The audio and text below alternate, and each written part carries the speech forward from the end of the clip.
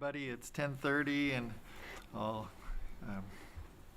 gavel into order the Standing Committee for General Government.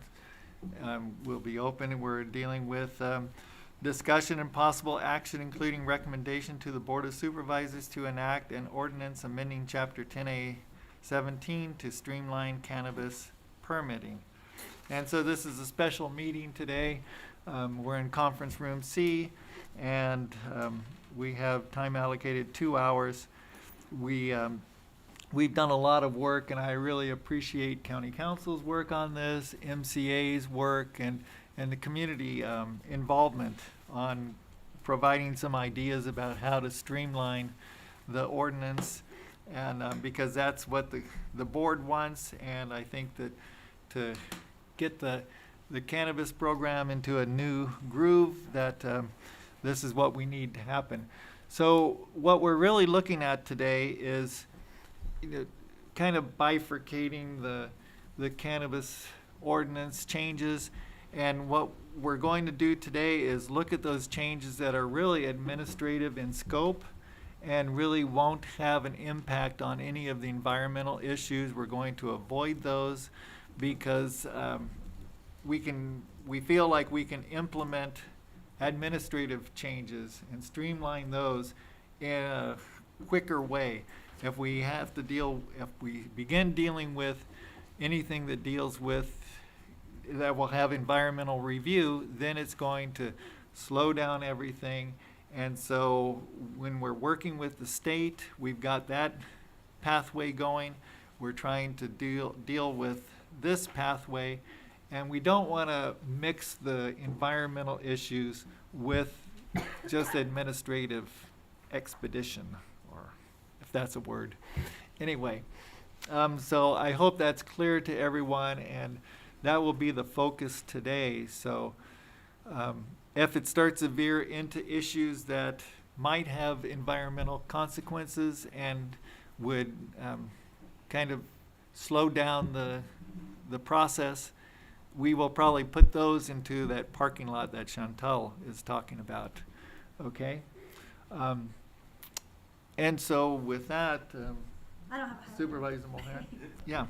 Yeah, I don't have a highlighter. I did ask County Council if he could just open with a little bit of a discussion. So I understand that we have a focused conversation today. We have new leadership in the department. We have some more work to do for streamlining the department functions beyond what's in the ordinance. And so as those changes occur and we're able to have more opportunities to speed along the application process, we're gonna have those additional conversations beyond the ordinance, more departmental. Happy to accept stakeholder feedback. That might not look like this style meeting. That might look like a meeting with the new leadership and some advocates at a roundtable conversation without the electeds there. Or it might look like we come back at a workshop at a later date. I should say or it might look like that. Yeah, and today we also have the CEO, Darcy Antle, here. And she's here until the interim director of the cannabis department comes here, Steve Dunicliffe, who was appointed on Tuesday. And so, and as far, like Supervisor Mulhern said, we're going to try to deal with, like the implementation issues that are ongoing and evolving, hopefully, that we'll be looking at some of those issues on Monday at the General Government Committee, and then in more ad hoc sessions, and we hope to have stakeholder input into those. So with that, I'll look to County Council to kick this off. Thank you, Mr. Chair. And does the clerk of the board need anything else before we proceed? Yeah, I'd suggest the roll call. Oh, okay. Chair Hashak Here. and Supervisor Mulhern. Here. And if that's it, if I could begin. So just to explain, this is the result of board direction. The board had wanted us to proceed with a plan that would essentially try to streamline and to speed up some of the permitting and review processes related to the cannabis program. And there are areas in particular that were related to work that might not be necessary for environmental protection reasons, and things that may be reviewed or verified on the paper side that wouldn't substantively change what people are or are not allowed to do under the program. And one of the ways that we were thinking about this is that as it was structured, as the initial ordinance was envisioned, the idea was that the cannabis permit would essentially be the very last permit that people would receive. And I think that and a lot of the steps in there involved sort of verifying that other permits, other authorizations have been obtained. And that's not a legally necessary part of that, and that's also a part of the sort of the world of regulation that the state seems to be taking more of the role on. They want to see the local authorization before they issue the state permits, and many of the things that we might have been looking at or might have been verifying may be independently verified by the state. So there's questions of efficiency there. There's questions of whether that's really a necessary structure. I think the board is well aware that there may be changes that may be helpful here that sort of go beyond that. But given where we are timing-wise, with the provisionals potentially, or without any change, the provisionals would no longer be able to be renewed as of July 1 of this year. And given the state's willingness to engage on a solution that would involve essentially allowing the state to take over its own part of the site-specific environmental review, and to allow the work that's done on the local side to be a bit more truncated and a little bit more streamlined, well, again, not changing any of the substantive requirements of what anyone is able to do, not changing any of the environmental impact based on what's allowed under the ordinance, just changing process-wise how we go ahead and get people authorized, how we go ahead and make sure that people are complying with the ordinance, et cetera. Now, we've got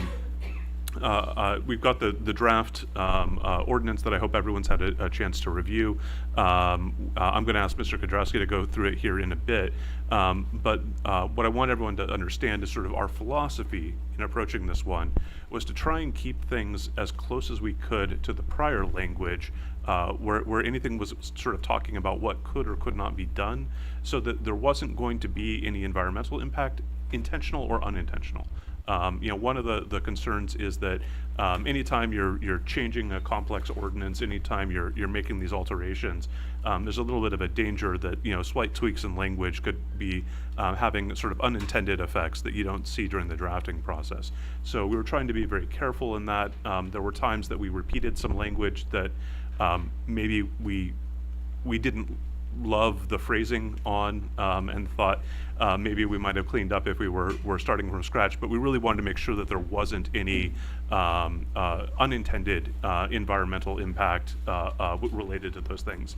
We were a little bit more liberal in trying to clean up things that weren't related to substantive restrictions. The idea here is to make sure that really there's no risk that what is allowed before and what is allowed after are different, because that's what is going to trigger potentially environmental impacts, and thus a need for some environmental review before we're able to take those steps.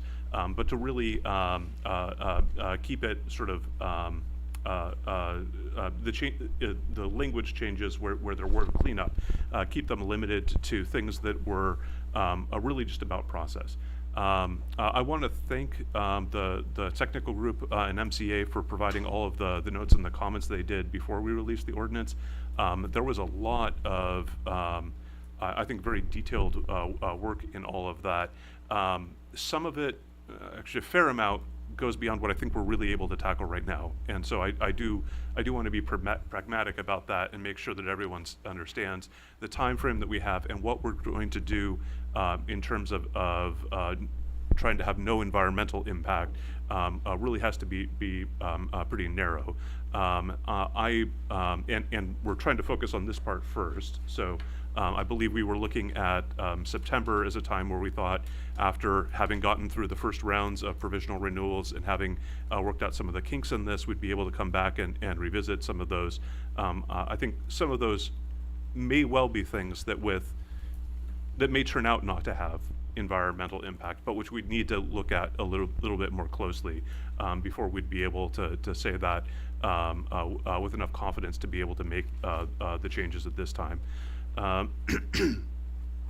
And I also wanted to say I wanted to thank MCA as well for the memo that we had received after the document was released. There were a few things in there.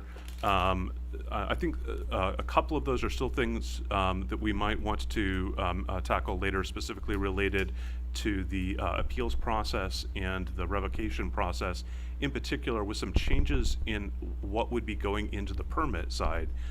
It may be worthwhile to take a more detailed look at all of that, and maybe even look at a significant overhaul on appeals that takes into account the fact that a lot of this is related to a state agency. So because we're trimming it down to those things for pre-review that need to be looked at for environmental impact, really that forefronts as potential basis for denial a pretty small number of things. And those, the chief among those things is going to be the sensitive species habitat review. And because that involves a state agency, and I say this without really having thought through exactly what this might look like, but I think it may warrant taking a bit of a closer look at possibly even having a more specialized appeals process to tackle the more narrow range of things that may be coming out of this, if in fact the board chooses to adopt this ordinance and to overhaul this process. Similar thought with the revocations, in that we may want to take a little bit more of a look at what should be a revocation item versus what should be a code enforcement item on a more long-term basis. But I think that's a little bit beyond the scope of what we have the capacity to deal with at this moment.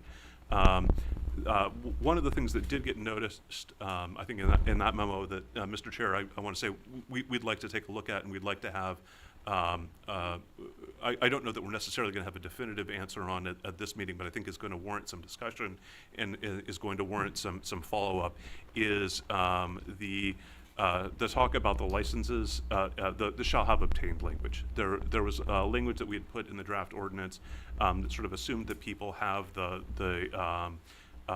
obtained the prior authorizations in advance. There's potentially some unintended consequences of that I think we want to take a little bit of a closer look at. I think it's pretty clear, certainly from the environmental standpoint, we would not want to have any language that suggests that people are able to do things that would be contrary to state law.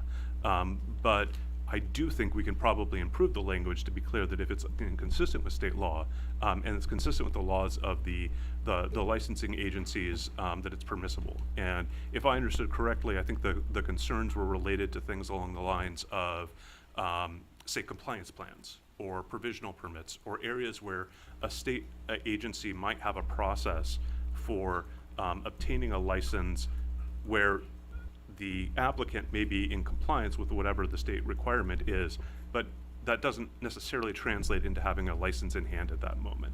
And I appreciate the stab at the language that was there. I think we might even look at some slightly broader changes in terms of how we've got things structured in the lead-in paragraph as opposed to into the substantive paragraphs. But I do think that is an area where, so long as we are not changing what is allowed to be done on the ground, and we're not altering what is allowed under state law, the question of the what the language is related to the licensure status is something that we could clarify in a way that makes sure that someone wouldn't unintentionally be in violation of a local ordinance when they're doing everything that is intended to be required to under the state law. Again, with the bearing in mind there are a handful of areas in the ordinance that actually do impose substantive requirements different than state law, but we're not looking to create any more here, and we certainly wouldn't want to be going beyond that. I do want to, and we can probably touch on this in a bit in a later talk a little bit more about the generator language. We did want to make sure that we were, the language that had been provided in the draft ordinance was very close, I think almost identical to what was in the existing ordinance. And I do want the committee to be aware. We do have a bit of concern about any changes there potentially having a substantive impact or an argument for substantive impact on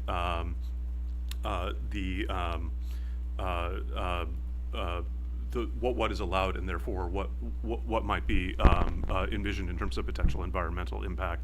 I think it's probably going to warrant some more discussion throughout the course of this meeting, and I recognize as the lawyers we are sometimes viewed as very risk averse and paranoid, but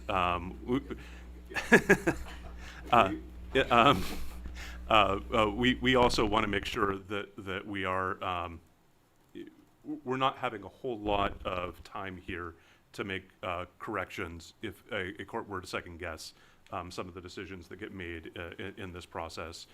So we're probably being even a little bit more cautious than we would most of the time. And with that, Mr. Chair, I might ask if I could turn it over to Mr. Kudrowski to go ahead and run us through the draft ordinance. Yeah, I just wanted to reiterate too, that, you know, these issues that will have environmental repercussions or whatever potential repercussions, then we will be dealing with them as soon as possible. Whether that's in July, August, September, you know, there's other factors that go in, and we're looking at, you know, who might be able to make it through the state system, or, you know, how it all works out. So that's kind of the commitment from the committee, is to bring those back as soon as possible, right? And with that, we can go to Mr. Kudrowski. So Deputy County Counsel Matthew Kudrowski. Let me pull up and share this on the screen.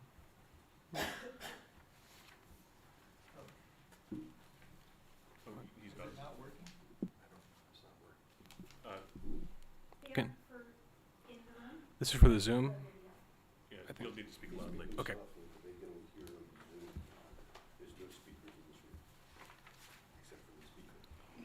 All right, so I'm sharing my screen here. This is just the Word version of the red line posted to the item.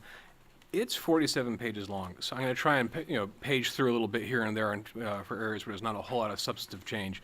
If there's any one thing that we need to come back to, we can. I'm just going to start from the top. So why don't we'll go section by section, and at the end of each section, if there's any kind of comment, we'll take those. We can do it. Yeah. Chair's Okay. discretion. So this is just the introductory section to the entire ordinance, title, purpose, and intent. There's some minor changes made in this section, but really the major change is the addition of the last paragraph, which is just saying that everything that was, we're not talking about CCBLs, everything before this was a permit, but they're eligible for renewal as a CCBL. In the section on definitions, seeing no questions there. So if you do have a question, just raise your hand. At the end of each section, we'll have a little time. Yeah, Paul? Just quickly for clarification, if someone does have a permit currently, that's automatically just transferred to a license with no additional review? Correct. We're not envisioning a process for that, just it's happening. And then when it is time for renewal at the end of the year, it would be a CCBL instead. And they would be under the same set of circumstances which their permit was granted? Meaning? Would there be additional review if there's additional changes to the ordinance? To the ordinance or to the cultivation site? The ordinance. Say- Yeah, so for this ordinance, nothing is intended to change the substantive requirements, so there would be no need for additional review for anyone who already was permitted under the existing. If we're talking about changes that might be made after further discussion, August, September, I think we need to review those at those time, but typically we do have grandfathering for existing permitted uses. And my, Jude? I'm sorry, I didn't quite hear what you said about the permitting and the transition. If there is a previously permitted person currently under review, what happens with their renewal process? I mean, if this is approved, I think we would look at, once it's approved and, and enacted and effective, we'd have a reduction, I think, in what that review for the renewal would be. We'd have fewer things, more things are being front-loaded into the requirements section, fewer things are part of the application process. So theoretically, it would be, at some point, once it's effective, if it's already in process, things might be presumably shrunk at that Right. point in time in terms of what the review would be focused on. Part of the intent, if I may, Mr. Chair, part of the intent would be for those that are going through the review process, nothing would really change in terms of what needs to be submitted, but some of the stuff that they have already submitted might become unnecessary and might actually speed up the review process of the ones that are in the queue at the moment to allow them to go through more quickly. So essentially what the department would need to review is less.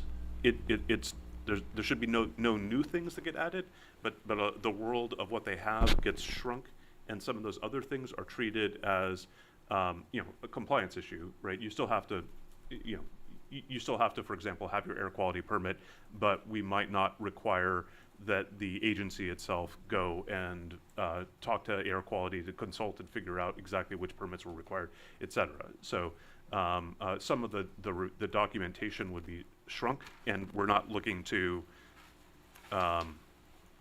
put more work on anyone applying. Okay, I hear what you're saying. However, if all that stuff is done, Mhm.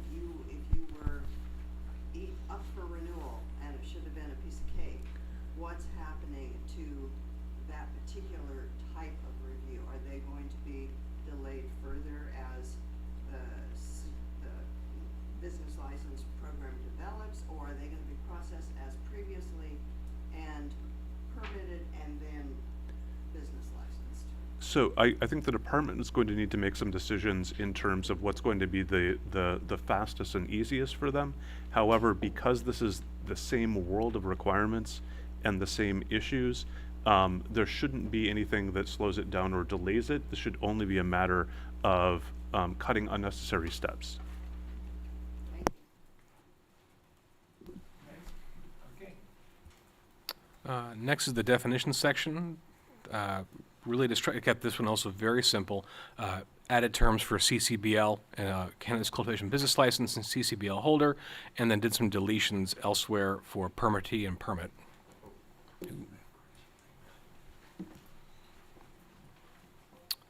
Section 3. This is, again, changing. This is the basic thing for that you must have some kind of authorization. So it was permit, now it just says CCBL. By and large, most changes here were just nomenclature changes from permit to CCBL. 040, this section is the general limitations on cultivation of cannabis for all cultivation that would be personal use, medical, or under a permit. Similar here, most red lines are just showing permit to CCBL, and the requirements remain the same. Why don't you wait till the end of this section? Well, I'm just wondering if Matt could speak up a little bit. Okay. Very good. I believe you can. I will do my best. I don't project that often, but I'll do. I'll work on it. So, but there, I think 050. We forgetting why it's not in the red line. I might come back to that. So, 060 is where I think we start seeing. Nope. Again, mainly nomenclature changes. This is permits to CCBLs and CCBL holders. The permit types remain the same. I think only in 070 is where we start seeing significant changes. And as Mr. Curtis mentioned, even that opening sentence, I think we're going to take a harder look at in terms of seeing what modifications to make. So we're creating this more as a what you have to have before cultivating as opposed to before issuance of a permit. And there are some distinctions there.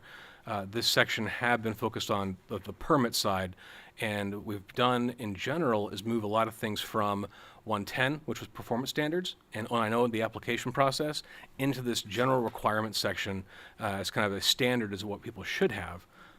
before or before they are cultivating, I'll say. Thank you, we really do appreciate the comments that County Council made earlier regarding taking a look at the shall obtain as required language that the MCA memo pointed out with respect to the 070 grouping of subsections. I want to make one additional pitch regarding the acoustical engineer requirement of 070F1. As detailed in the MCA memo, there is zero change to the requirement of adhering to the noise standards. Zero. And so I am imploring you that when you go back and also take a look at the shall have obtained as required language, which we deeply appreciate your consideration of, that the simple suggestion that was outlined in our more recent memo be considered, because as I analyze it, the requirement is still intact as enunciated in the MND, and it is not disturbed whatsoever. And our concern is that we're immediately setting people up for failure because there's no practical way to achieve it, and that many, many years later, adding that expense as a mandatory expense, if the underlying adherence has not been violated, is difficult. Can we take this one right now? Yeah. I do see the point that MCA is making, and I don't think that the intention of the board is to add any more burden on the applicants. So the maybe language is okay with me if that is gonna meet the need as far as county council's concerned. Yes, you're still following the noise ordinance, you just don't have to try to find some kind of engineer, and I don't even know how long that would take. That just seems like a further delay and further burden. If I, is it all right if I engage directly with the audience? Yeah. I just want to make sure I'm adhering to proper formalities. Ms. Nelson, one of the things that I want to make sure that I'm understanding is you had mentioned increase in requirements or new requirement on the applicant, and that's certainly not the intent. Is it your understanding under the existing ordinance that there wasn't already a requirement to be attaining this noise study? What my understanding is, and it's direct experience, is that so long as the applicant can provide a noise analysis that demonstrates it meets DE 101 and 103, which sometimes is a handheld app, sometimes is other applications, given that code enforcement has these readers and has been trained on them, there is a mechanism to ensure that in fact the standard is being adhered to. The ordinance as currently existing does have the acoustical engineer requirement, but to my knowledge, because there are no acoustical engineers available to conduct those studies, they have not been they have, to my knowledge, not been required because there was an alternate way to demonstrate adherence. And I will say, for the committee, I think this is one we're going to want to do a little bit more research and review on ourselves. But one of the things, one question I would have is, from that standpoint, is it would your concerns be fully addressed if the language was modified to remove acoustical engineer but have some sort of provision for equivalent or otherwise satisfactory mechanism as maybe as might be approved by the department? I mean, maybe they could publish a list. It's almost like creating regulations, so we need to look at that a little bit. But something that would keep essentially the substance of a check before the noise commences, but changes just the tool. Yes, with the caveat of what it is, and it's my understanding that currently by requiring a generator noise management plan, that is the tool that is utilized to demonstrate the compliance upfront with your application. And that allows somebody to take readings or whatever the mechanism that they're using that are sufficient. And then there's the back end that code enforcement has a way, if need be, to check that with their own tools, if that's accurate or meeting the standards required under the MND. So yes, theoretically, just the tool under which demonstrating compliance is really the issue. But of course, we're hoping to have clarity that the current mechanism in practice would be sufficient, and that's the clarification that. I think there's another comment. Is there another comment? Oh, Susan? In as much as there's been a disinclination to accept for instance, an affidavit attesting to the amount of noise, I think it's important, if I'm correct, that as that language is adjusted, we're going to allow, for instance, an app on the phone, which is now available, as opposed to retaining an expert in the field, because that adds considerable cost in terms of travel time, et cetera, and the apps are accurate and widely available. So I would just hope that we could drill down a little bit to that detail, that it doesn't have to be an actual expert who we're hiring to use Right, our I think app. that's the whole point we're trying to deal with, Yeah, right? Exactly. Yeah, okay, thank you for those comments. So I think county council has some more thinking to do on this process. And Okay. may I continue with my brief comments in this section? Again, we deeply appreciate the comments up front regarding looking at not intending to require something additional, or if the state agencies already have a mechanism to achieve the same thing, to not add that additional burden. And so regardless of whether it's the language we suggested or alternate language, we support that change and would look forward to whatever alternate language, and the devil's always in the details, but I think that conceptually we're on the same page. Okay. Any further comments on this section? Did you want to speak to it more, Mr. Kudrowski? Let's go back. The Deputy County Council Matthew Kudrowski, I'll scroll back to the top briefly.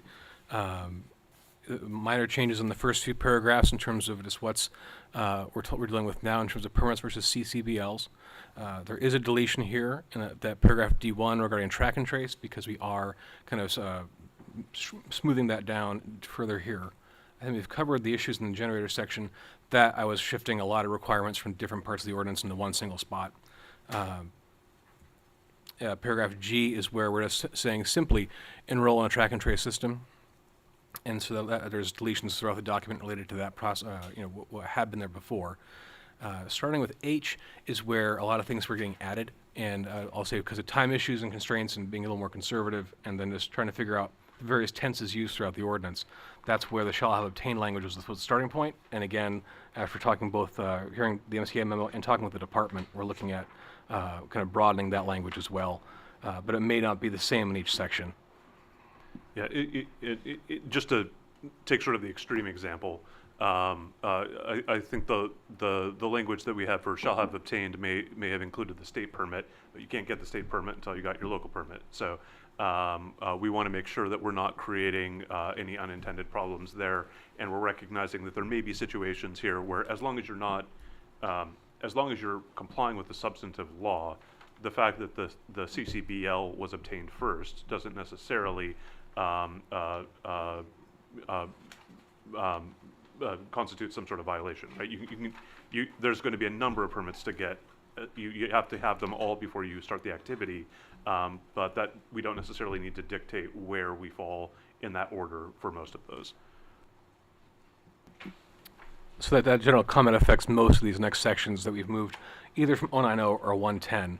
But these are all existing measures that were spoken to elsewhere. And again, we've kept some wording that I wouldn't necessarily be in love with, just to minimize the amount we can show, maximize how we can show there's minimal changes to the environmental standards we were talking about.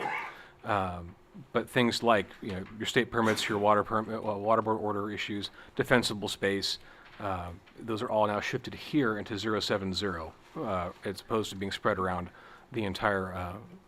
Mr. Kudrowski? Yes, Could you make sure you project? I'll do what I can. I need more courtroom experience, apparently. I'm used to mics. So with that, if there's any comments or questions on the rest of this portion of the ordinance, I think this is just moving things from other portions of the ordinance here to be in one single spot. Okay, any questions, Chantal? Oh, Just for clarification, the shall are going to be changed. Yes. So the question was to clarify that the shall have obtained language is intended to be changed, and yes, I think we have to look at more than just changing it in these paragraphs. I think we actually have to look at the lead-in and a few other pieces to make sure that we're consistent in our verb tenses and we're consistent in terms of the effect. But that was a good comment. It was a good catch, and we need to work on that to bring some corrections back. So we do have the department here as well, and so I'm wondering if there's a question or a comment on this section. Eulor Rabini, Chief Planner for the Mendocino County Cannabis Department. That was also a review from our department as well, that it shall obtain prior to commencing of cannabis operations. And so that's what we were looking at, because you cannot commence operations for cannabis cultivation until you have a state license, but it shouldn't preclude you from getting your permit with us now, because you no longer can apply for a provisional license, and so we don't want to put anybody in a catch-22 for that language as well within our ordinance. all right. So we'll get back to you in a sec. Steve, Deputy CEO, Interim Cannabis Director Steve Dunnicliff has entered the room. So let's see. If he wanted to take the seat of the CEO, it'd be great. Take shoes. And, Drum roll? Yeah. Congratulations. okay. And we'll just stop here for a second. Steve, don't want to put you on the spot, but if you had any words to the community, people, you know, you can see the packed room today, so you had anything to say? So thank you, supervisors, and I think that my message is, you know, as some of you may be aware, I certainly don't have any expertise with the cannabis program per se. I think that our expertise is with staff like Elora and John Burks is our policy procedure process expert. I think that what I'm going to try to do is represent an effective partner, and most importantly, empower staff to get things moving, trying to ensure that we've got the resources that we need, and try to conclude this 7-year journey that we've been on, and make demonstrable progress. So those are my words. All right, thank you. And if anyone knows Steve Dunnicliff, he is in the county one of those people that really gets things done and fixes problems. And so we're lucky to have him. step forward and take on this role. Okay, going back to Mr. Kudrowski. Oh, Chantal. Can I speak on J, if you want to scroll up? It's particularly the CDFW one, the shall have obtained. Yep.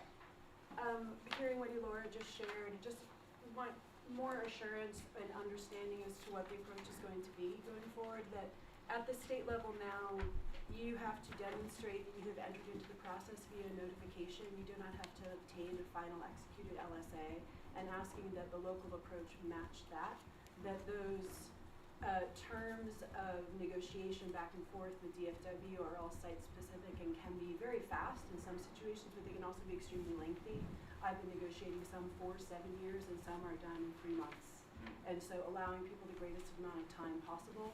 Sometimes in back and forth with DFW, additional projects, so that the LSA covers individual projects with fees, and what you propose as your scope of projects is part of what the discussion back and forth is that sometimes the agency determines, the Department of Fish and Wildlife determines that there's additional projects that need to come in, or that they're going to be, in particular when they're related to a water source, and there's a water right component to them, it opens up a very long timeline, often involves negotiations that go outside of just DFW, and so you're bringing in the Division of Water Rights as well. So the general request is that this shall have obtained final permit, shall have obtained a streambed alteration permit, be more along the lines of shall demonstrate that a notification has been provided and is in process, just like what used to work with the Cannabis Department along the way, including showing most recent email communication back and forth with DFW.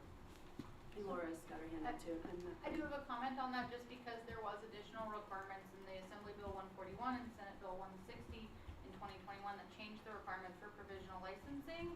That I agree and concur with Chantal, that does state, Fish and Wildlife gives options for additional requirements for state licensing. That is a final streambed alteration agreement, draft, written verification that one has been submitted and they're in the notification process, or a written verification that one is not needed in operation of law. And so I agree with her that it should be one of those have been obtained or in process for that. This language is a raising of the bar relative to what's been in place so far. So if we're trying to avoid additional requirements, this goes opposite to that intent. Yeah, and if I may, I think what we'd like to do in terms of revised language would be not necessarily have something specific to the legislation that's there now, because that can change in the future, but have something that is generic enough to attach to whatever requirement the state puts in place, so that we're clear that we're complying with the state rules, but not necessarily imposing something beyond that. Now, what we do have to be a little bit careful of is that I don't know that we want to say, to the extent that we have some of this baked into our environmental analysis, I think that we have to keep some level of consistency, that we're saying you have to be in compliance with our ordinance, you got to be compliant with state law, and I don't think that should be particularly problematic or difficult for anyone, but we want to make sure that the language that we capture is consistent with that, and sort of keeps it where the goal is, rather than any sort of unintended consequence. The art then is between the direct, what goes into the language, and the direction to staff and their training of their next round of staff, and any sort of consultants that are working under that, to make sure the implementation is consistent and not stepping beyond what the basic requirement is. Yeah. Like a real clear agreement of an email from the DFW staff person saying you're in process, that's dated so long ago, and the time period being broad, that meeting the standard. Well, if I may, part of the intent here is to prevent staff from having to get into the weeds and to understand all the nuances of where someone stands in every piece of state licensing, and be able to maybe reduce this to more simple sort of I want to say like good standing type requirements with the relevant agencies, so that we are not essentially repeating the analysis that the state is going through, that we are not being duplicative on work, that we're keeping it much more limited to the things that really are making an environmental difference on the local side, which, again, primarily I think we're looking at sensitive species habitat review, some water restrictions, and a few other things that are in the environmental document. Okay. Hannah? Yeah, I think that some of these issues can be talked about on Monday regarding implementation, because I really do believe we have a meeting of the minds regarding the concept and our desire to strictly adhere to the requirements, but without jamming up process and making additional requirements. And Chantal's expertise on that discussion regards to a whole bunch of stuff, including water-related stuff, will be significantly helpful in that implementation part. So we can just, you know. Okay. So in letter J, do you have enough understanding of changes that need to be made? I think so, and it goes across, again, anything we shall have obtained, we're taking a second look at. Okay. Moving on. Oh, there's a Y, I'm not sure if you're out of 070. Okay. I can scroll to Y. Everything through W were things were added, and then we had a gap with existing language for fees, seeing minimal changes there. We are making revisions to the inspections, and this is just simply saying we're having the on-site pre-permit or pre-CCBL inspection, and then striking some language about the additional compliance inspections during the year, and just leaving it as additional inspections as required or deemed necessary. And then certain things we've added here, they go along with the enforcement kind of look on this, is that paragraph 2 is any documents or approvals required to have been obtained, are available for review during an inspection. So if there is something out there, being able to see those files if we're out there for an inspection to the extent they're required. And that's where they'll follow the language of changes up above as well.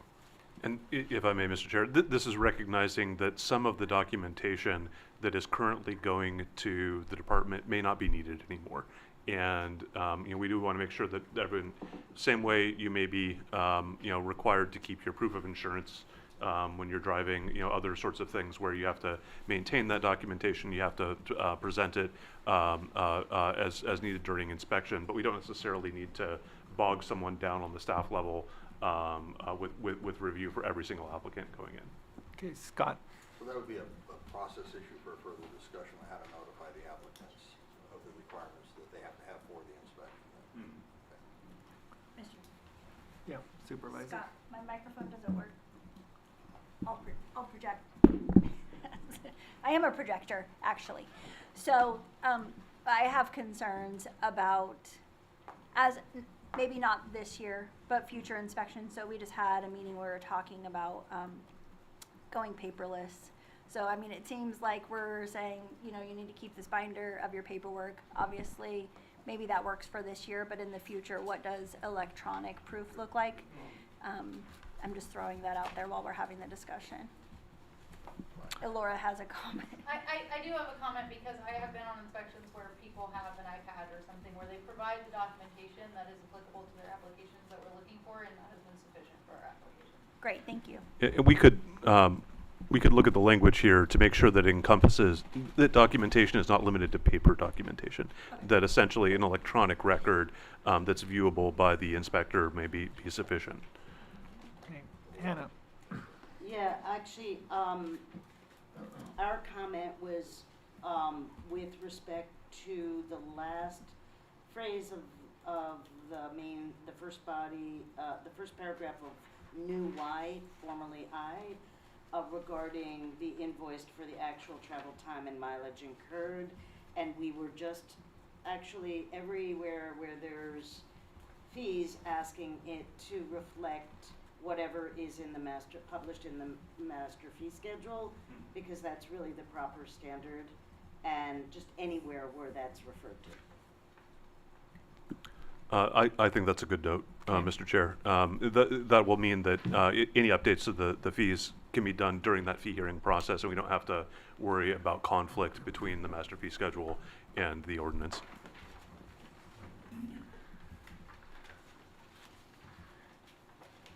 Okay, continuing on. All right, beyond that, that paragraph 3 was pre-existing as well, so we just moved it here under inspections, just to try and group things together where possible.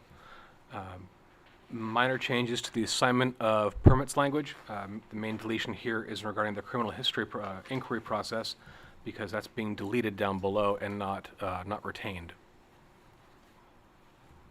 That gets us into... Okay, and just to be clear that everyone's on board with that, including the deletion of the live scans and... I understand the CEO reached out to Mr. Eister to ask if he had any concerns, and he was not going to weigh in on any changes. He was comfortable proceeding. Just to be clear, this wouldn't change substantively, any restrictions as to who is or is not allowed to be engaging in the cultivation, and a lot of those background checks are already being done at the state level. This would just take out the requirement for an additional local check. I think the one thing I think that doesn't get caught on the local check is whether someone has a condition of probation or condition of release that might prohibit them from engaging in a cannabis business. While we might be taking that check out, that still would be a substantive requirement on that individual. Okay, Hannah. I guess my biggest question is the main difference between the state live scan and the local heretofore requirement was on employees. And so it's very important that there's clarity on whether or not the underlying requirements are that which are for the state, which is covered in the state live scan. Not whether or not a local live scan is done, but the underlying requirements. And I should have said this way earlier, I appreciate and understand that more substantive changes will be looked at soon, hopefully very soon. But I did want to alert to that issue, and of course, making sure that we're not, again, setting people up for failure, understanding that everybody has the underlying requirements, but just being clear about exactly what those are until and unless further changes are made. I'd say more. So does the state require employees to, doesn't employ, but so my question is, having not been a part of this initial process, if somebody's probation determines that they shouldn't be involved, let the probation department deal with it. So I don't understand, we don't need to require it. That was part of the rationale in this Okay. change. I think what Ms. Nelson might be getting at is checking whether the difference between the state and the local might have a substantive component to as to employees that was different from what the existing state law and requirements were. Essentially, if we were not just checking employees, but if we were imposing requirements on who could be an employee on a local cannabis business, that might be a meaningful difference. Okay, Elora. My request is that we would still maintain the requirement to have the ID present so that we could check to verify age of applicant and employees, because the 21 age is still a requirement. Sure. Scott. This process, and I'll be brief. If someone's underage on a cannabis farm, it's a state law violation, not a local law violation. Why is the local jurisdiction delving into state requirements? If I may, Mr. Chair, there's going to be a little bit of a difference between where we are verifying things that show compliance with state law, and do we need to get into that and spend our resources on it. We do wanted to have language that was essentially saying you need to be in compliance with state law to be in compliance with local law. That might not mean you need a background check. That might not need that we need to put additional requirements in there. But that was requested by DCC, and that is one of the things, frankly, that it just sort of helps to make sure we're in step with them, even if we may not be the primary enforcement agency.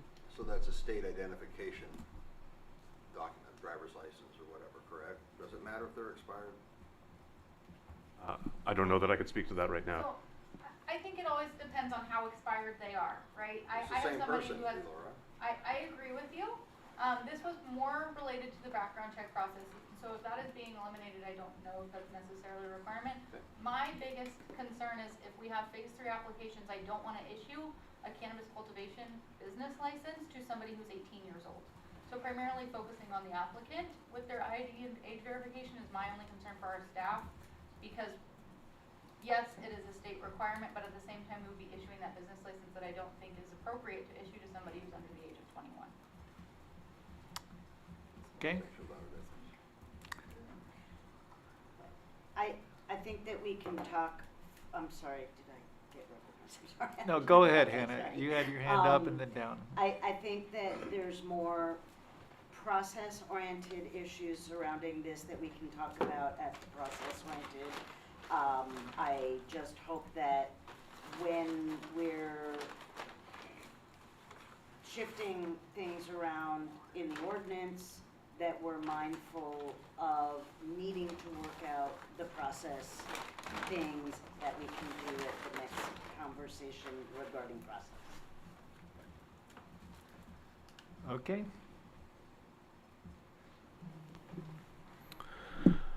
So that kind of jumped the gun a bit. 080 is just about the phases, and the vast majority of that, I believe, is also minor changes in wording. 080, I think, sees minor changes. Those are mainly, these are the existing phases of the permit process. We're not changing those. So it's mainly changes between CCBL and permit in that section.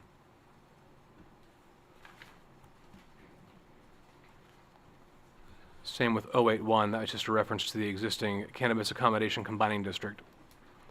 090 is where we start seeing more significant changes. But again, most of these have been added elsewhere. And at some point we'll have a document that'll be actual matrix showing where one section went to another. The air quality district language here that's been stricken, it was actually added into 070, and it does make it more of a requirement as opposed to a consultation process. That was probably some very restrictive wording in the mitigated neg deck. Realistically, the requirements are what they are. So it's proposed that there isn't this back and forth required after submission, but that it's just a requirement that they have to do and make sure if you need an air quality permit, get an air quality permit.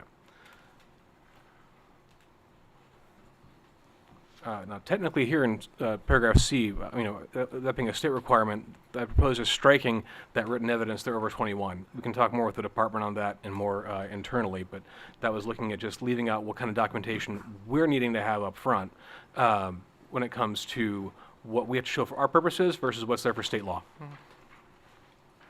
Paul. Just a quick question about the air quality management. There are requirements, for instance, if they're in a known asbestos area, then it's required, according to the ordinance, to shift to air quality management. If in the plan it says that you're not going to be disturbing more than 1 mile of road or 1 acre of soil, then it's not applicable. So, but it still takes another month. If the object of this document is to streamline, wouldn't you be able to give the department the authority to say, okay, well, they're not doing more than 1 mile of road, they're not disturbing more than 1 acre, so in it as asbestos, we don't have to go through that process. They can use their discretion because they know that those are the requirements and just check that box. So to respond to that comment, I think paragraph U is what we've added up here in 070, and that just says CCBL bail holders shall have obtained, we'll look at that language, but all approvals and permits required by the district pursuant to state and federal laws and those regulations. So it's not getting into details about air quality issues, it's just saying that's a requirement. So applicants are on notice that go talk to the air district and see what kind of requirements there are. We're not getting involved in any kind of consultation regarding asbestos areas or other kind of permit requirements. But if they know that that's a requirement, they still have to go through the process, which takes at least 30 days.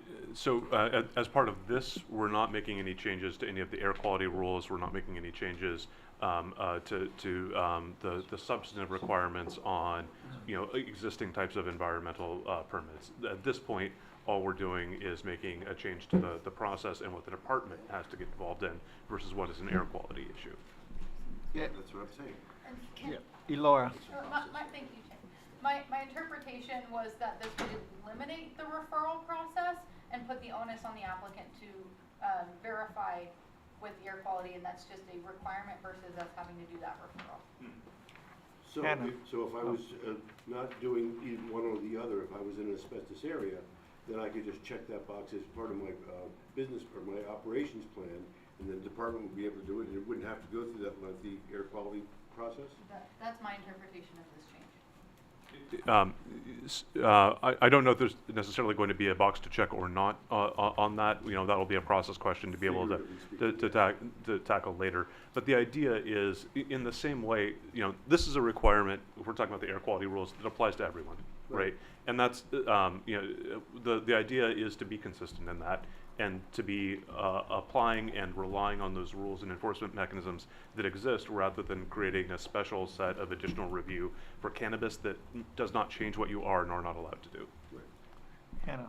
Yeah, and to just help you understand what I get from this change, and especially if that shall have obtained language is changed, that it's just up to you to know, to check with air quality, follow whatever rules you're supposed to do, and that as long as you've done that and stay in compliance with these various requirements by other agencies, that's that, and it's not a prerequisite to have obtained something and provide it before the license can issue.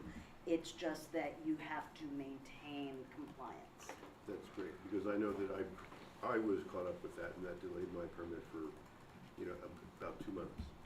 Okay. If I may, Mr. Chair, you know, there's still going to be process questions as to, you know, whether we want to, you know, prepare guidance documents or things that sort of warn people as to what you might need to do, or how to, you know, reach out to the appropriate agencies to get these permits, et cetera. There's still going to be things that may be appropriate for the department to do to help sort of encourage and educate applicants to make sure that they get the permits they need to get the you know, the environmental compliance that we really want across the board, but without necessarily making this more of a hold up on the review process, and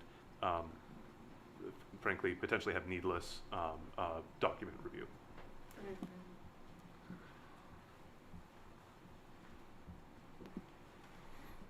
Let me get back down to where I was in this document.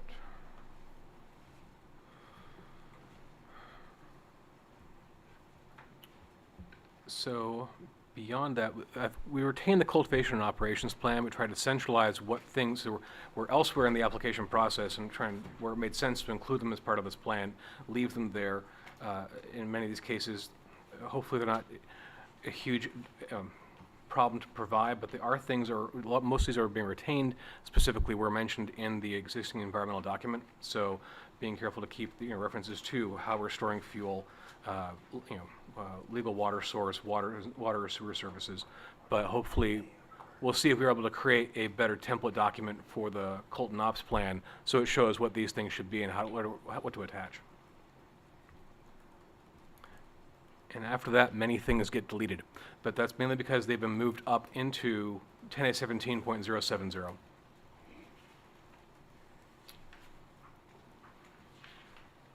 But I'll note, you know, here also deleting paragraph L, which was requiring that, you know, that unique number from a driver's license, and that was on the basis that we have files littered with driver's licenses now, and that's great to have all those on file. So to the extent it's not necessary to keep those or retain those, they might still be asked for as part of the process to confirm over 18 if the department thinks that's an issue. But in terms of required submission of copies of personal information, we're trying to reduce that. And here again is the deletion of paragraph M, which was regarding the background check. We've also deleted some of the issues like how they're organized as a whatever kind of corporation or entity. Those are things that at some level maybe we'll still have some, you know, questions on as part of the application process, but needing to try and specify that here isn't necessary.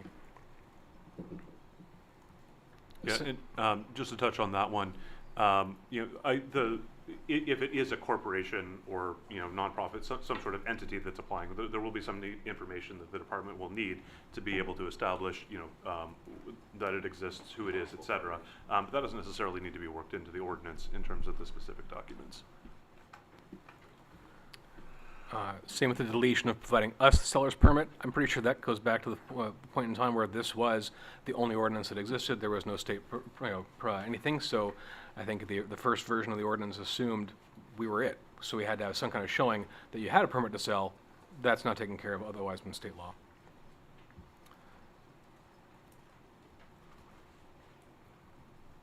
So this is a deletion of paragraph T regarding tree removal. And I'm going to go back up a ways to see how that's been addressed elsewhere in 070. And actually, I'm going to go first to 040 just to show that the overarching tree prohibition is still there and unaffected. So this is the existing paragraph K, and you can see no red line changes to this. This is actually the prime mitigation measure from the mitigated neg deck regarding tree removal. In 070, which is regarding specific to permit holders,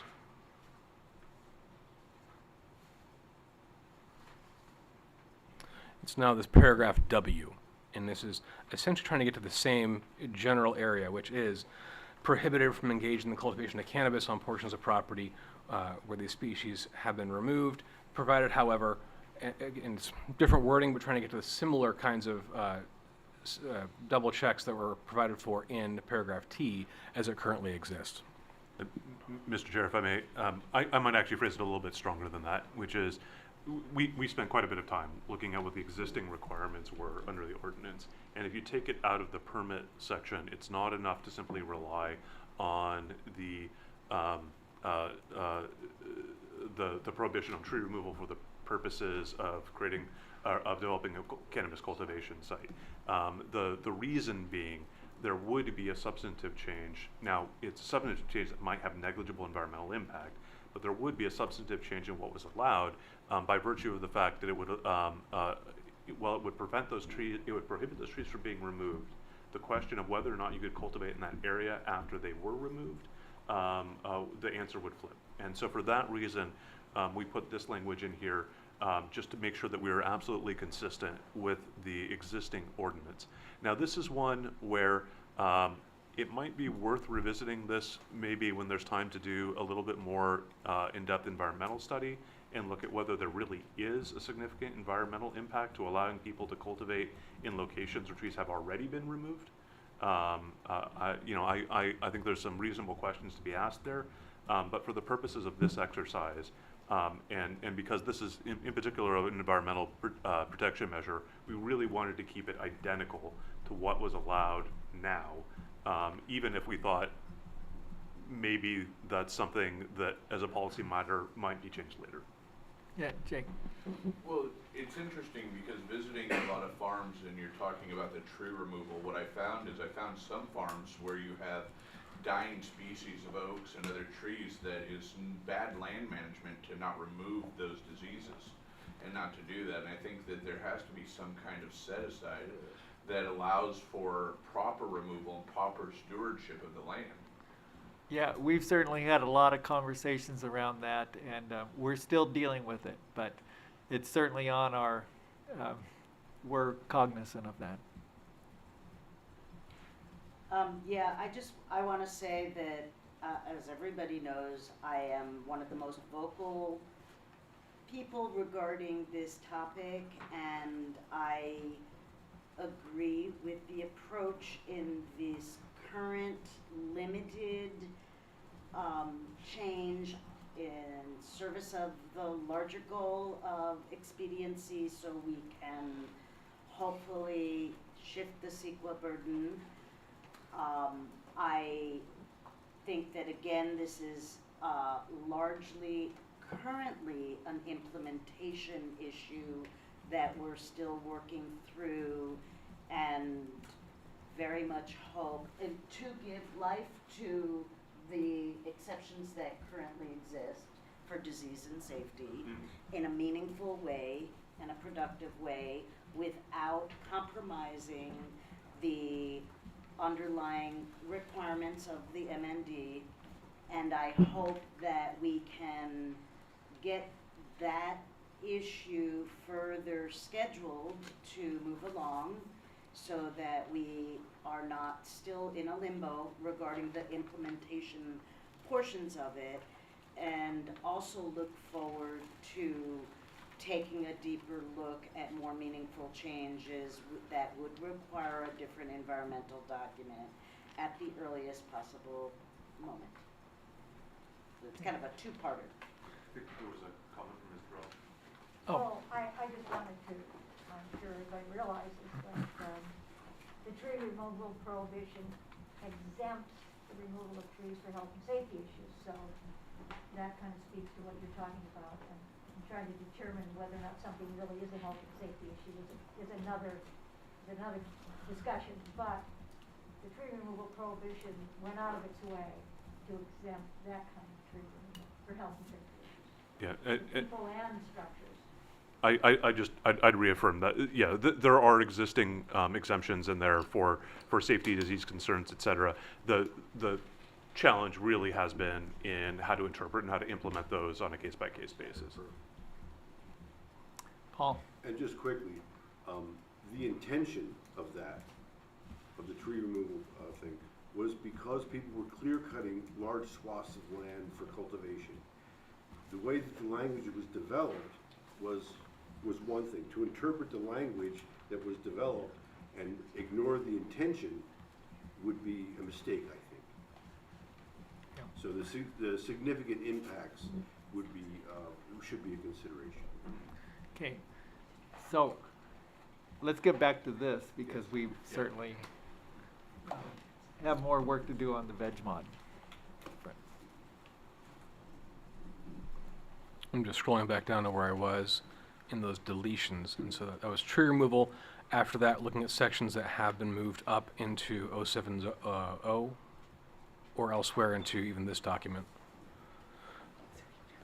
And those are the main issues I have, or changes there.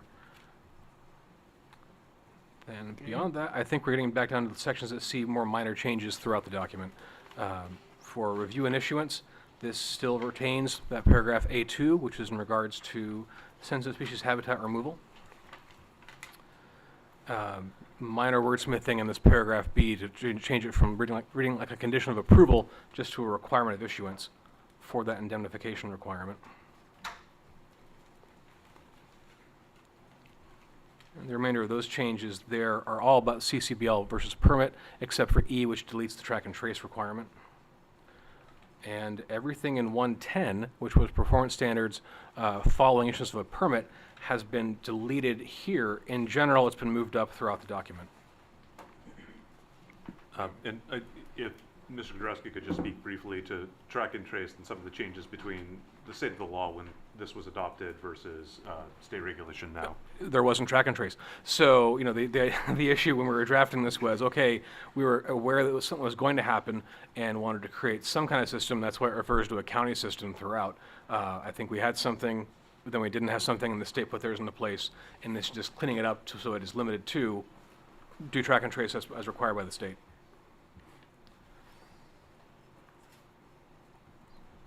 So everything here in 110 is essentially being, again, removed or has been moved elsewhere in the document. There were multiple paragraphs here on generators. That's been moved up into 070 into one single paragraph.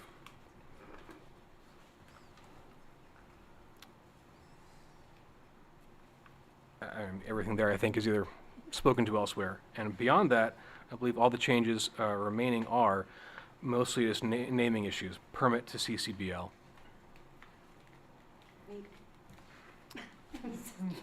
Okay, Hannah. Thank you. On 126,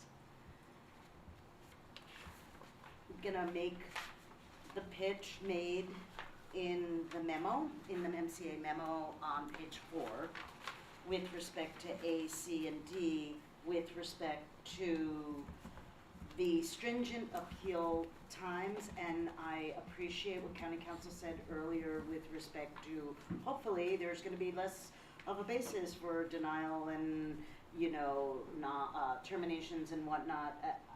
Yeah, let's all hope that, and there's a lot still to be looked at in terms of implementation, and looking forward to further and deeper changes as soon as possible. In the meantime, I strongly believe that the reasonable suggestions that we've made to increase some of the very short windows that were initially written in when, and I want to remind everybody that the appeals section came after the MND.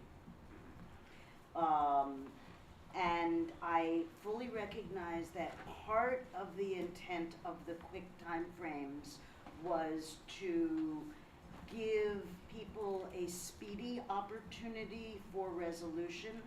However, as a practical matter, on the ground, if somebody's being terminated or revoked or denied, code enforcement will come in, pull their plants, it's done, right? So the speedy resolution is less of an issue, and at the same time, trying to strike that balance in the proposals that we made,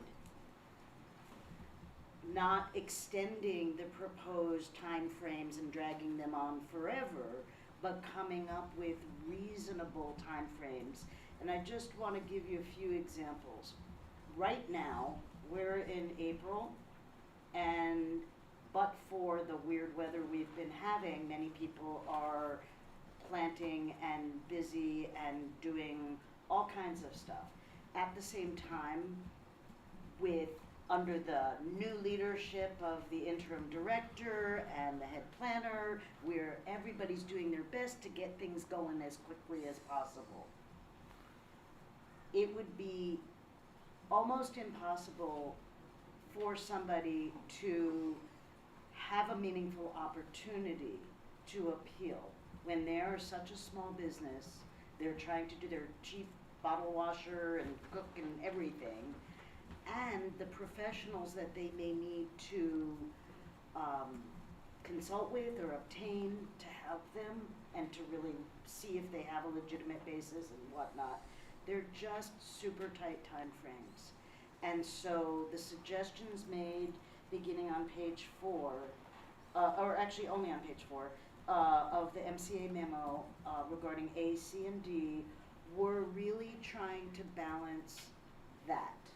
And I implore everybody to take a deeper look at that and give life to a more meaningful and reasonable opportunity to appeal. And of course, we might take a deeper look at things later with respect to moving things around and whatever, but even now, it's important. And there's a provision in here that was recommended that allows at least the option, if both sides agree, to hearing dates that are a little bit more extended. And so anything that can be considered to make it possible in the meantime for people to have a meaningful and reasonable opportunity would be appreciated. And I'm just making that pitch, and it doesn't implicate the MND. Okay. If I may just briefly, I don't know if this is going to sort of fully address Ms. Nelson's concerns, but I do want to be clear, we did take this language from some of our other appeal, and we have consistently applied that similar language to allow for extension of those deadlines. In fact, I think it's rare that we've actually had a hearing that's proceeded within the timelines because the applicant has requested it. Just want to be clear that that has been a consistent interpretation, that is something that I would expect to continue with this one as well. Not necessarily reason not to do cleanup probably here and elsewhere, but I don't want anyone to think that we're going to sort of play gotcha with timelines on a hearing date. But what you're saying with the consistency is that you're trying to get this appeals process consistent with what's happening in planning and building and other departments. Right. Okay, Hannah. Yeah, and I think that if the rules across the board for cannabis businesses were consistent with other types of businesses, that would be a reasonable approach. But given the extraordinary requirements for cannabis businesses, I don't necessarily think, and once we normalize and have that kind of parity, I think that's a very appropriate thing to do. But in the meantime, having to respond and file a notice within 10 days is not a reasonable amount of time for these very complicated issues, and particularly if you want to avoid appeals that may not rise to the level of, or lower to the level of frivolousness, but may have other options to convince the person that it's not worth appealing. And then, you know, also, I really want to make this pitch because it is not like other businesses. Okay. Elora. I did have one comment, just because this is a standard practice and timeline based on other jurisdictions that I've seen for their cannabis and other planning-related appeals process. In reading this language here, for me, it's not that you must provide the substantive information for your appeal, but just in writing the basis and specify the grounds on why you're making that appeal within that 10 days. You're not required in this writing to provide those documentation in that 10 days. That would be provided, you know, within the reasonable time frame, and I think that's why there's not a specific date listed on that reasonable timeline for when that scheduled appeal hearing would be had. Okay. Hannah. Yeah, I'm just gonna reiterate, I've represented farmers for a very, very, very long time, and I have to insist, even winnowing down the issues, that in a very, very super complex ordinance, particularly if it happens to fall at a time frame that they are, as a very small business, completely consumed, and then having the ability to consult with people to make sure that they really understand that they do have a basis, or maybe they don't, or whatever. I just want to. Okay. And also, one other thing that's important in it is also the by mail provision and the times that are presumed, and in certain areas of our county, and particularly these days with the U.S. postal system, I actually don't get mail every day anymore. They just don't do it. Post offices are not always as efficient at sorting, and so I think that what we've recommended is very reasonable and not an insurmountable amount of extension, and should be considered. Okay, thank you. Okay. So I think from this point on in the ordinance, all the rest of changes we've been proposing are essentially minor, changing names, or I think in 140 here in paragraph A, we have modified it. The department is defined as the cannabis department, and it's the department or other appropriate county agency or division may issue a notice of violation. That gets us to working with code enforcement in the future.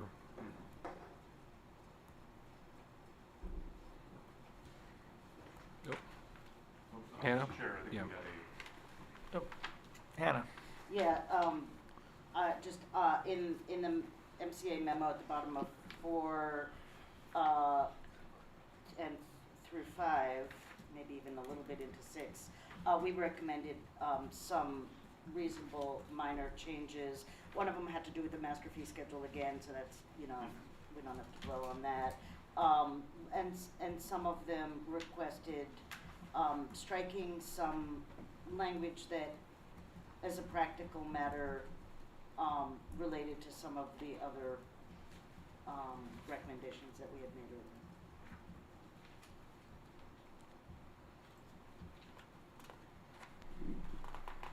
Just paging through here, I'm fairly certain everything else then is just word substitutions. And that gets us to the zoning code, which is essentially the same thing. We needed to change a handful of references there to the cannabis permit. We still had references to the ag commissioner as well. So we've made those changes. That's a big table, but the only thing changed is minor issues on the name of the permit. And I think that's it.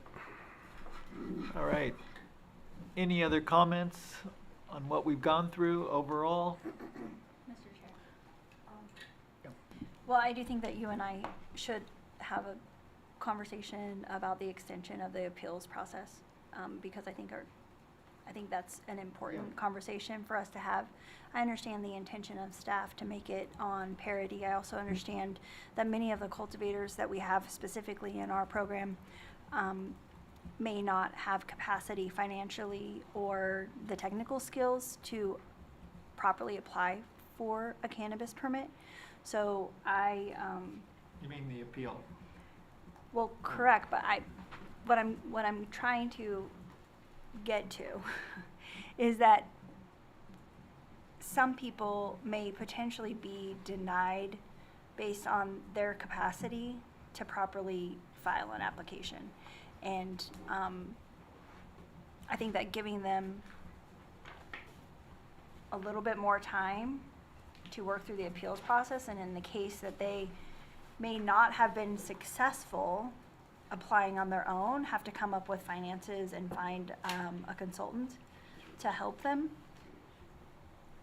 I'm okay with the changes that MCA is requesting. Okay, Paul. In speaking to that, I've been a long proponent as far as the process, because these people are farmers, they're business people, but they can't do business, they can't sell. So they're farmers, they're not bureaucrats. And their ability to fill out an application, whether it's for a grant or it's for a permit or a license or what have you, may be limited. And so therefore, I think that for the department and to schedule an in-person interview when it comes time for them to review the application, instead of a long protracted in and out thread of emails that could take months or years in some cases, to sit down and say, well, this is what I meant to say. Well, you said this. Well, I meant this. And they could take care of that right there, right then. And it would help to streamline the entire process exponentially. Yeah. Chantal. I'm thinking now, like, if I was a cultivator or as we're representing clients, if I was to receive a notice of denial today that said I had 10 days from today, let's say you're the farmer, you happen to check your mail today, you receive that letter today, it's by the date of issuance of the letter, so, or the date of receipt, just confirming some of that. If it's 10 days, that would be, Monday of the week after next. If they then needed to go and find somebody to assist them with that, it means that person needs to be immediately available to assist them and be qualified to do so. I don't think there's a lot of people locally that are able to do that. They may be able to find somebody who can assist them from out of the area, but they're not necessarily versed in all of the nuances of our local regulations. So the 10-day timeline is not reasonable or meaningful in the terms that Hannah's been using. One option would be to extend the timeline, but also with the notice of denial for a form to be included with it that allows them to extend that appeal timeline that they just turn around and send back in. So in addition to expanding the time, but to give a really workable, simple solution for a recipient of a denial letter to go with, which is complete this letter and you then ask for 30 more days. Which is how, like with DFW, when you receive a notice of violation, you just respond and say, received, I need time to respond to it, and you demonstrate that you're in communication with them, and then in good faith you continue forward. So something that is extending the timeline on top of giving them the tool to make it workable. Okay. Scott. I wanted to support what Supervisor Mulhern said and Paul. While building officially Healdsburg, we had a one-stop where people would come in and we would go over their applications and their plans to get them ready for submittal. We had all the relevant departments of planning, public works, whatever it was. And something similar could be done with cannabis. If they had an application to submit, it'd be like almost like a pre-application conference, but it may be it's doable. The problem is it's staff and time. It takes, when the cannabis department has limited staff, where's their time best spent? But I do agree eventually there should be an evolution towards, when the department gets staffed up, towards a pre-application conference or an application roundtable. It's pretty standard in the permitting industry that I'm aware of. Okay, and that's kind of the implementation Correct. issues that we might be dealing with on Monday, but Elora. So we do currently have pre-application meetings for phase 3 applicants, but I'm gonna play devil's advocate for one moment, because as a small percentage, we do have extreme environmental violators that, you know, if we extend this timeline, if we show up and they're burying a diesel generator in the ground, you know, we don't want to give there's only one process, right? We can't have an appeal process for people that are highly environmentally damaging property versus people who, you know, may have needed some clarification. We only have one appeals process, and so we have to be careful when we're putting in an appeals process that we're not allowing, you know, this potentially hazardous to life and human safety to also have an extended time period to appeal that. Okay, Hannah. There are other laws to be able to handle that and to effectively and efficiently stop that behavior and not allow any hazard to people and the environment. Okay, Big Jake. Wouldn't that be something, because you said it and it seemed very broad what you said. It seemed like a very broad scope of things, some bad actors versus good actors and that. It doesn't seem like it has that. Wouldn't that be more in tune with code enforcement that could keep up with that on a localized level versus it being this? And when you talk about times, I go out, I'm an advocate. I'm not a cultivator, but I work with a lot of cultivators throughout Mendocino, Humboldt, and Trinity County, among others. But the thing of it is that you're talking about some of these places just to get here, it's 2.5, 3 hours when it only says 40 miles. So to be able to give that extension of 10 days, if they were a bad actor, I think that could be something that could be looked at more in a different department, like code enforcement, that be coming in, because they already have to have site inspections. So a lot of the things you're looking at would curb any of that bad actor, and you could look at it that way, but the extension would allow them, if it shows up, to say, hey, I can't stop being a farmer. I can't stop, you know, the grape guys can't stop doing what they do with the grapes to come off and do what they do. So to have a ability to give a broader scope to where they could say, hey, we can come in, we can do this. And I think that, you know, and then maybe having some clarification of what that extremity is that exists, so that those people in those extremities could be looked at that way, and that can be handled a little bit more efficiently. Okay, Paul. Just quickly, yes, writing the ordinance for the lowest common denominator is a bad idea. These are the people that are coming forward that are generally 99%, I would say, 95% are good actors. There's going to be bad actors, whether they come in, the bad actors come into the compliance or expose themselves to want to have a license. That's a whole different issue. But these people bad actors are going to be there, and that's for law enforcement, that's for code enforcement. But to write the ordinance for the lowest common denominator, I think, is a big mistake and a big burden on other people that are trying to do the right thing. Ellen. A couple of things. Mr. Gadowski, are there changes to those charts to the, section 20.242? Are there any changes to those charts? No substantive changes to those charts. It was just, we used the word permit in one corner of it. But And the ag director. And ag director, yeah. And the other question is, Hannah Nelson mentioned that there were laws to handle the egregious impacts to the environment. Could you, are you thinking of anything in particular? I've heard what these two gentlemen have said and generally agree, but I'm wondering, what are the tools to deal with a real bad actor? Because even that, they might be few in number, the impacts could be significant. Yeah, Hannah.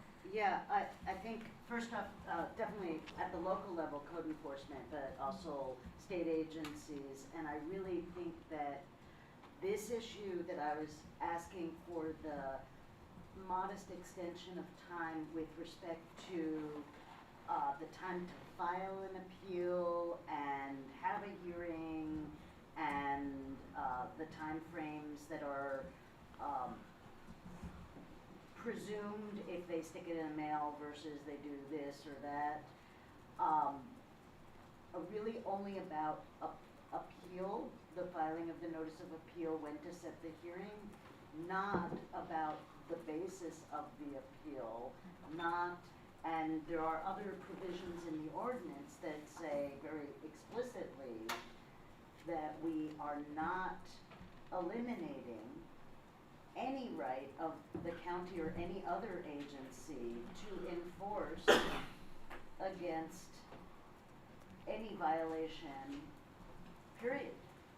So those all are preserved. This is really just a matter about the amount of time that somebody, if they're denied or terminated, have to file the notice of appeal, have the hearing, whether or not the sticking it in the mail gives them 5 days or 10 days, literally. But does that answer Aurora's issue about having to deal with serious environmental assessment? I think it would be incumbent upon her to refer an egregious violation to the appropriate state agency. Immediately. Fish and Wildlife, Good. Sheriff's Department, Code Enforcement. That's what you, when I was a building inspector, my inspector, you saw something egregious that was inherently unsafe, you had to act on it. Yep. Right, and so referral is part of that action. You see something that is egregious and in violation. There are other bigger, heavier hammers than the Code Enforcement Department to handle those things. Susan? These foregoing comments, and with all due respect, Ellen and Laura, go to where we were a number of years ago. Hopefully we've moved on, and where it goes to is the perception of criminality. Is it really realistic to assume that people who have hung on now for 5, 6, and almost 7 years to be in the legal market, are those the people with egregious environmental situations? Probably not. Those people are going to do what they're going to do, and that's what law enforcement is for. And we really, really hope that we can move beyond the assumption that everyone who applies for a permit is burying generators. Yeah. They're probably not. If I may.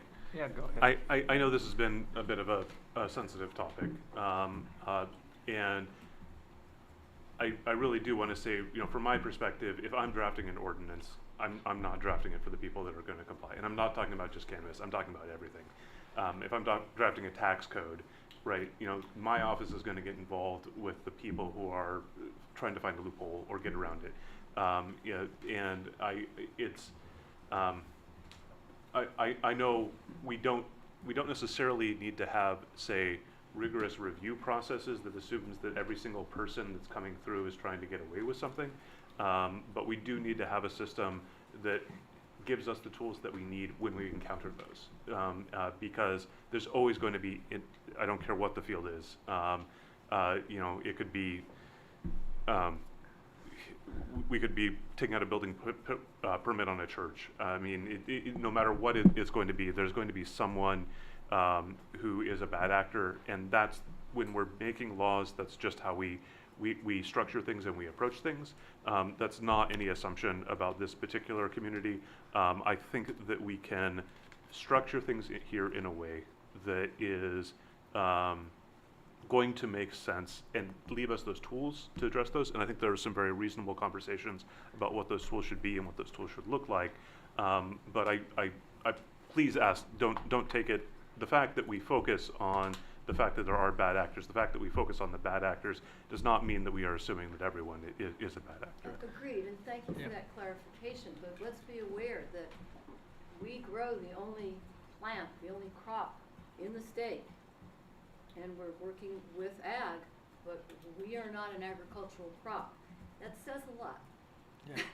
I Scott. think the management approach, and that's important, is that at this juncture, the applicants should have the presumption of compliance unless they prove themselves otherwise to be the lower echelon of, right? It's a presumption of compliance. That's what's important. But that's a process issue and a management and a staff dictation issue through the department and their leadership. Okay, Big Jake. I think to rope it back around to where Hannah originally brought the conversation, and the original question is saying all these things, which you're presuming vice versa, is to say that it's reasonable to ask for an extension. To cut all the rest of the emotional piece to it, what's there, but it's reasonable for them to ask for an extension. These are people that have shown so much. We're the only agricultural crop that tests parts per billion, so we better be doing it right.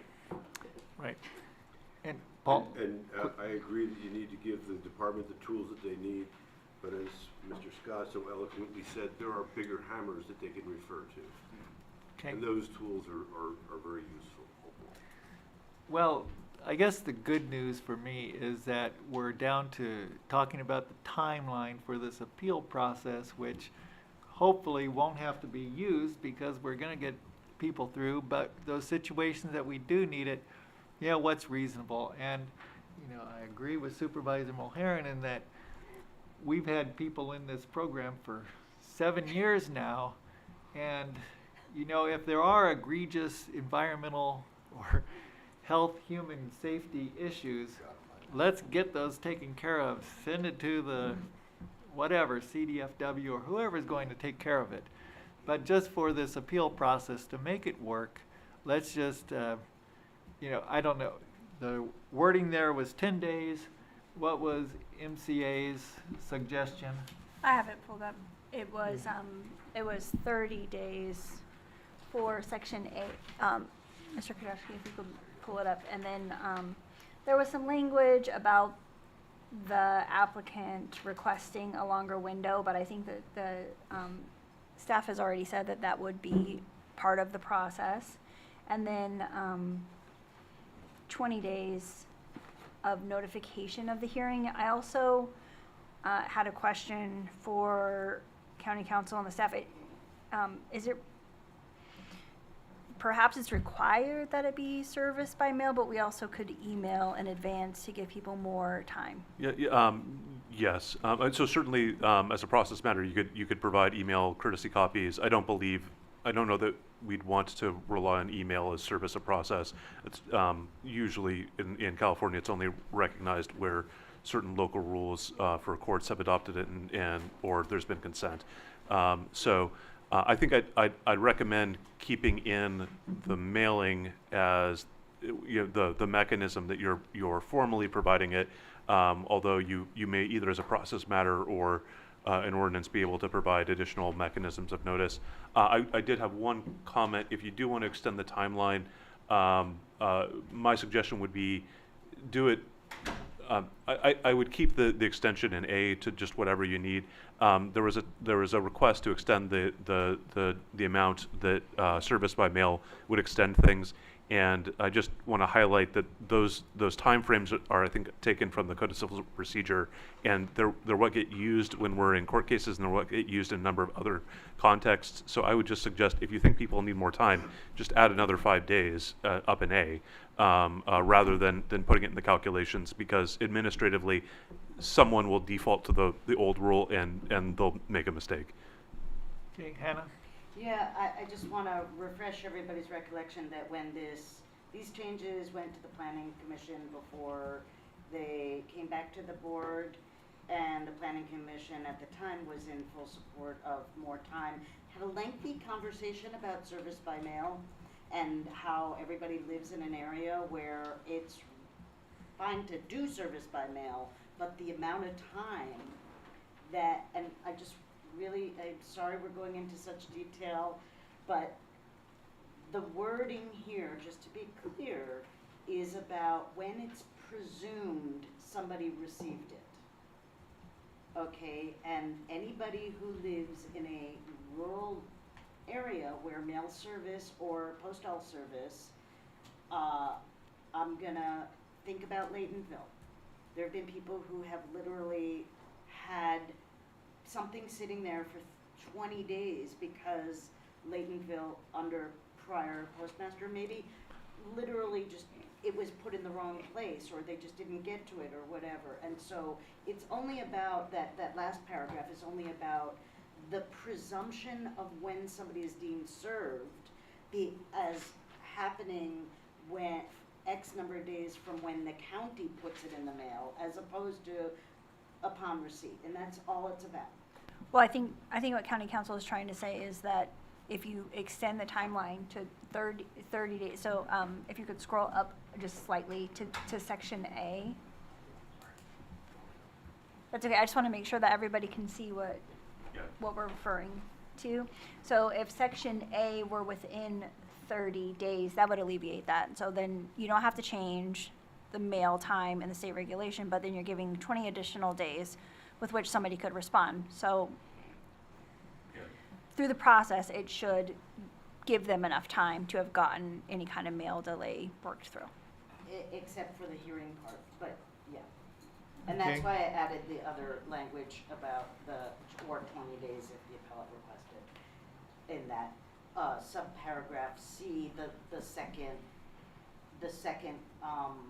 red line of my, of the MCA memo,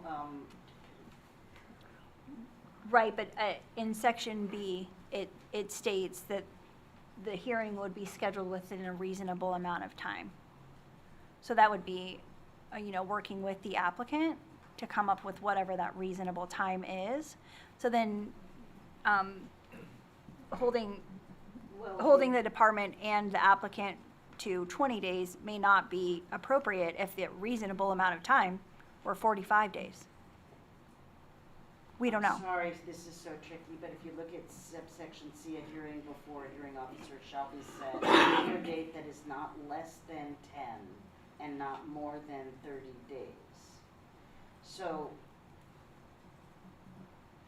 at any rate, I appreciate if the direction from the GGC to county counsel's office and staff is to look at that and try to make sure that there's more meaningful opportunities and timeframes, that the direction just include that it makes sense all the way through for the different components, and I'm happy to leave it at that so we're not, Okay, that sounds like a good approach. All right, and I also like that idea about if there is a notice of denial, then we put in the notice a little form that says, hey, I'm going to appeal this. And so it makes it a little easier for the person to, fill out the form, sign it, and send it back in. I'd just say, I think that can be done administratively. Yeah, Elora? I just wanted to be clear because we're talking about phase one operators who are currently cultivating, that if we extend those timelines, those folks will still be operating until this process commences, No. right? Okay, good. Just making sure, because there was language that I was concerned about. If that was the case, that would just, if it extended that timeline, those people who potentially were causing harm would be allowed to continue. No, that had been a subject of much discussion at the board previously. Okay, Big Jake. Is there something against emails that is like prohibiting people from using email as a form of communication backed by following the documents, following them? Because that really cuts a lot of time and horse and carriage out of this. From, she said Laytonville, I'm thinking Colo, I'm thinking, these other places as well. But really, email followed by a backup document. I've done this with state and federal government, so I don't see why the county side couldn't adhere that. Okay, we'll work on that. Yeah, I think Right? that was direction of staff. Yeah, okay. So, if we're good with what we've done so far, then let's just talk about the process as we move forward. So Yeah. tell us how it's going to play out. So, and actually, I've got a brief update just got this morning, which is the state had previously wanted us to move. Well, they still want us to move with sort of as much speed as possible. But I had some conversation about essentially the April 25th deadline for getting in front of the board on this potentially not being realistic. And that's primarily not so much because of the work that we're doing here today, but because of the drafting of the environmental document that needs to go along with this ordinance. We are working furiously on that, but we really need to make sure that it's right. And we really need to make sure that we've caught anything in terms of any potential environmental impacts, and that we've adequately looked at everything and bringing that forward. So the state has said that they were comfortable with us bringing it to the board on May 9th.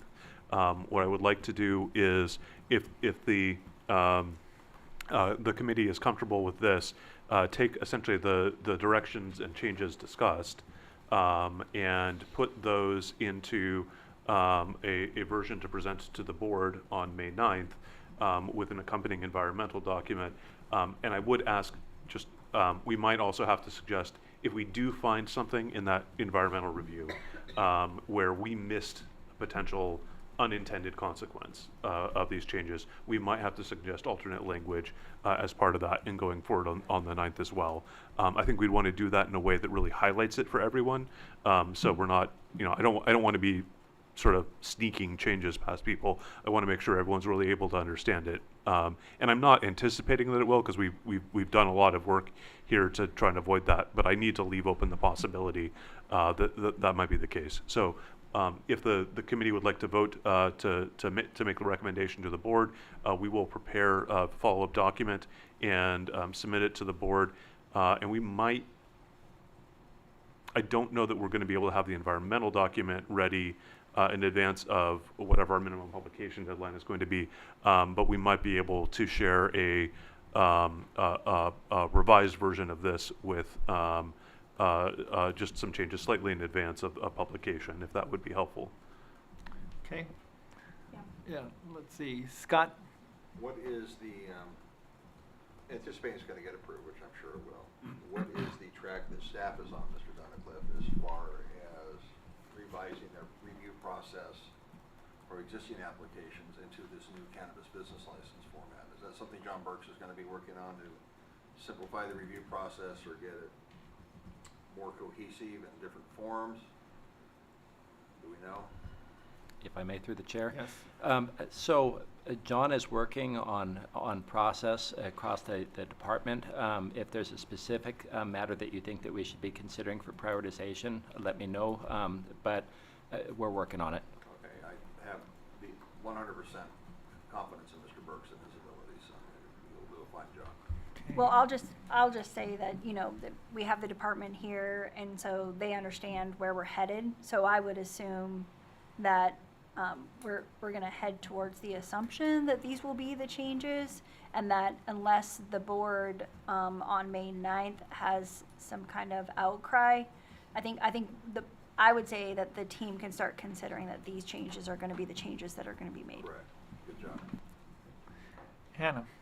Yeah, just wondering if we could talk through, and by the way, it would be greatly appreciated if there is any way to get whatever modifications might have to be presented to the board for the 9th out prior to that statutory deadline. That would be excellent. Really, really helpful, as we've seen our interactions and our pre-discussions have really streamlined everything, and that's our goal all around, and we really appreciate it. But I'm wondering if we can play out after that. So if May 9th is the waiving of the first reading, when would the second reading come? And I believe we may be able to pass this as an urgency ordinance, which would mean we are not looking at. That's my magic word. We would not be looking at a first and second reading. We still have to do the environmental document. We've got to do the environmental review.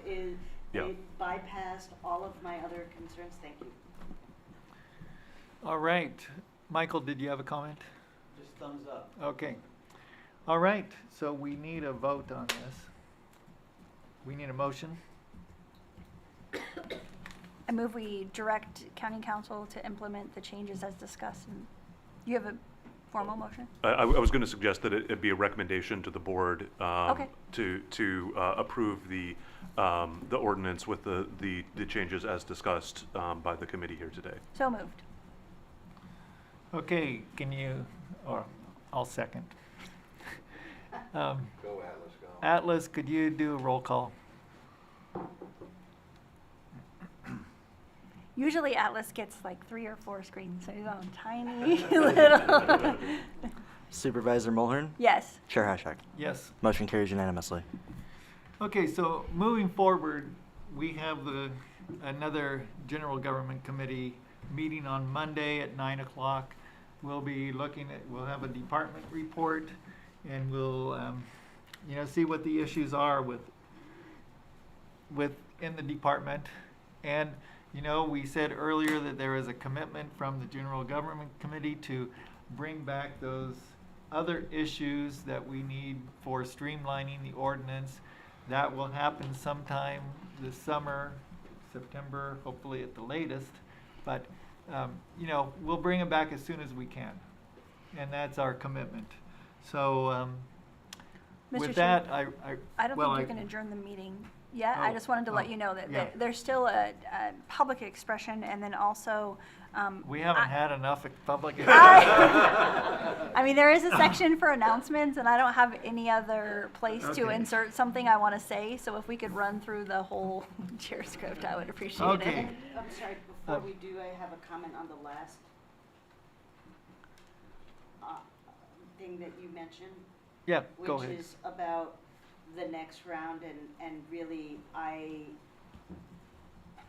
guess I would ask that we figure out, I understand that that can't be figured out today, what the month is going to be, but that we figure out when we're gonna be able to figure that out, if that's possible. Yeah, Supervisor. Sure, so I think I tried to open with that. I think that some of that can be discussed internally with the new leadership, and if we're not getting to where we need to be, then we can come back to having that be a general government conversation. I think that was gonna be my item 3C. Oh, I meant just in terms of the next round of ordinance changes. Well, that still is. I think that we may find that some things are able to be handled internally with streamlining the process, and some ordinance changes may not be as necessary.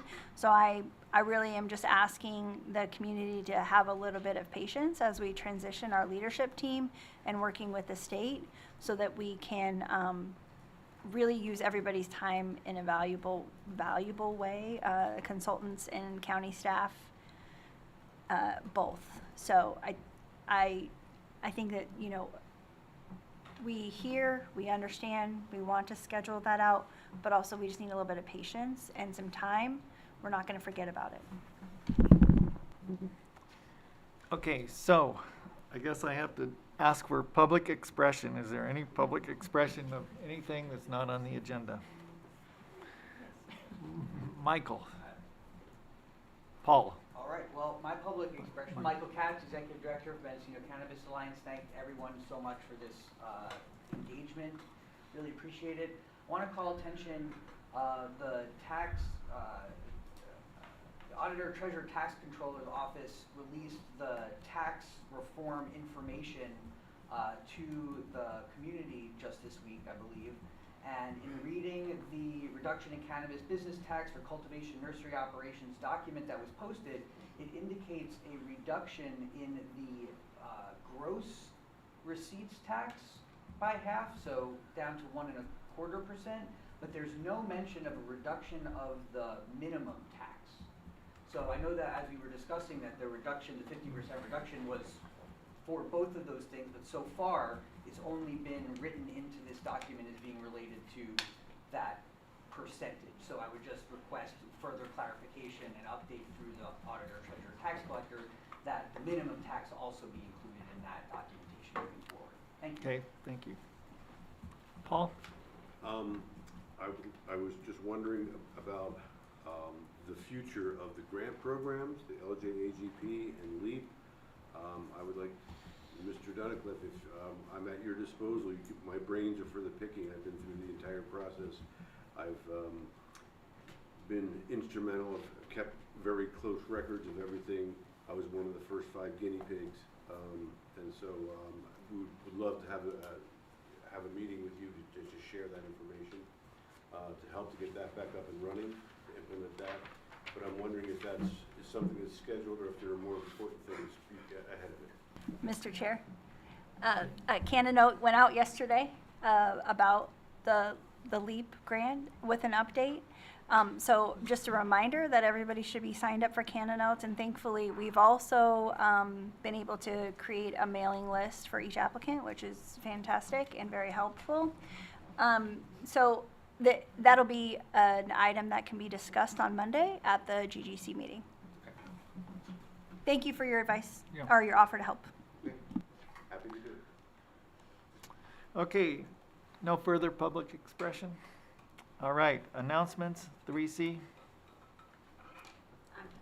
Okay, and so really, I'd like to thank Atlas and the clerk of the board's office because they had to set up this new room for us. It took, yeah, and Scott back there.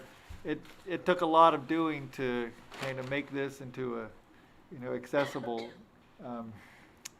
format and everything. So really appreciate it. And all the staff and county council's office for working on this project. And we will keep working on all these issues. And thank you all for the work that you've done because it did streamline this process to have kind of a meeting of the minds beforehand. So really appreciate it. And I for one, and I think I speak for everybody else in this room, we've been involved with this for many, many years, and this is the most productive meeting I think I've ever attended. Well, very good. Thank you very much for putting Okay. it together. All right. And with that public expression, we will adjourn the meeting. At 12:30, right on time. Boom! Okay. Good job, John.